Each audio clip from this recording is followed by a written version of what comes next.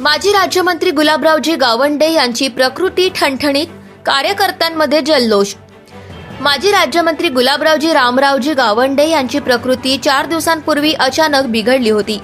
प्रकृती ठीक नसल्यामुळे त्यांना नागपूर येथील एका खासगी रुग्णालयात दाखल करण्यात आले होते।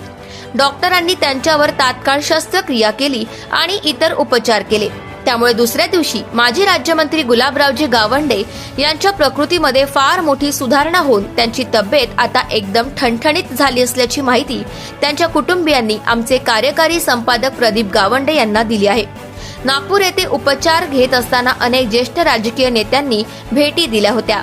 यावेळी प्रामुख्याने राष्ट्रवादी काँग्रेसचे जिल्हाध्यक्ष संग्राम भैया गावंडे, मातोश्री आशाताई गावंडे आणि त्यांचा संपूर्ण परिवार त्या ठिकाणी उपस्थित होता। जिल्ह्यातील बार्शी टाकळी, पातूर, अकोट, बाळापूर, मूर्तिजापूर, अकोला येथील सर्व चाहत्यांना भाऊ गुलाबरावजी गावंडे यांची प्रकृती बिघडण्याची माहिती मिळताच अनेकांनी नागपूर गाठले, तसेच त्यांच्या प्रकृतीची विचारपूस केली। हॉस्पिटलमध्ये भाऊच्या चेहऱ्यावर अतिशय आनंद दिसून येत होता।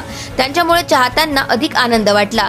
त्यांच्या प्रकृतीमध्ये तात्काळ सुधारणा व्हावी म्हणून आमचे कार्यकारी संपादक प्रदीप गावंडे, राष्ट्रवादी काँग्रेसचे तालुकाध्यक्ष सतीश पाटील गावंडे, माजी पंचायत समिती सदस्य अविनाश डोंगरदिवे, साहेबराव पाटील ठाकरे, रवी गावंडे इत्यादी शेकडोवर कार्यकर्त्यांनी श्री गजानन माऊली चरणी प्रार्थना केली होती।